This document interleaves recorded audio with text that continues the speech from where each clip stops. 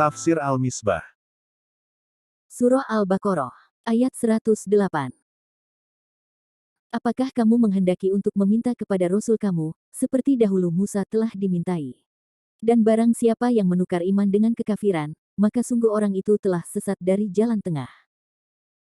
Ayat ini adalah nasihat lebih lanjut, yang ditujukan kepada kaum muslimin, agar jangan mengikuti perbuatan buruk Bani Israel, yang meminta atau bertanya hal-hal yang tidak wajar dari nabi mereka. Apakah kamu menghendaki, wahai kaum muslimin, untuk meminta atau bertanya kepada Rasul kamu, yakni Muhammad Shallallahu Alaihi Wasallam, seperti dahulu Musa telah dimintai atau ditanyai oleh orang-orang Yahudi. Mereka meminta untuk melihat Allah dengan mata kepala di dunia ini, atau menginginkan Tuhan-Tuhan yang lain bersama Allah, atau sebagaimana mereka bertanya tentang sapi yang harus mereka sembelih. Permintaan dan pertanyaan yang dikecam di sini, bukanlah semua permintaan atau pertanyaan. Sekian banyak pertanyaan yang dijawab oleh Nabi Shallallahu Alaihi Wasallam, dan oleh Al-Quran, serta sekian banyak pula permintaan mereka yang dikabulkan.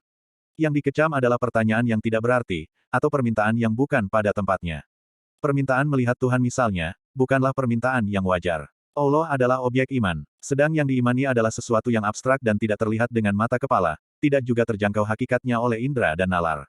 Objek iman dijangkau oleh mata hati, dan bukan mata kepala. Siapa yang hendak melihat objek-objek keimanan dengan mata kepalanya, maka ia tidak menggunakan mata hatinya.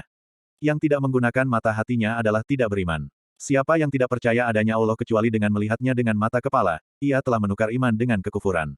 Dan barang siapa yang menukar iman dengan kekafiran, antara lain dengan berpaling dan menolak ayat-ayat Allah, dan meminta petunjuk selainnya atau dari selainnya, maka sungguh orang itu telah sesat dari jalan tengah. Sesat adalah hilangnya arah yang dituju. Dengan demikian, orang yang bertanya atau meminta bukan pada tempatnya, maka ia telah menempuh jalan yang keliru. Ia, ketika itu, tidak berada di jalan tengah. Yang tidak berada di tengah, maka ia berada di pinggir. Biasanya yang di pinggir dapat terjerumus ke jurang, atau paling tidak, itu bukan jalan yang disiapkan untuk pejalan, dan bukan jalan yang mudah untuk dilalui. Jangan bertanya tentang bagaimana Allah, atau meminta untuk melihatnya. Demikian juga, jangan meminta melihat objek-objek keimanan, karena dia tidak dapat dilihat dengan mata kepala. Hal itu bukan karena ketiadaan wujudnya, tetapi karena kelemahan potensi mata manusia. Kelelawar tidak dapat melihat di siang hari, walau matahari bersinar dengan terang, karena kemampuan mata kelelawar tidak dapat menangkap kecuali saat remang. Peringatan ini berupa nasihat yang amat penting, khususnya bagi kaum beriman, yang boleh jadi belum terlalu mantap imannya.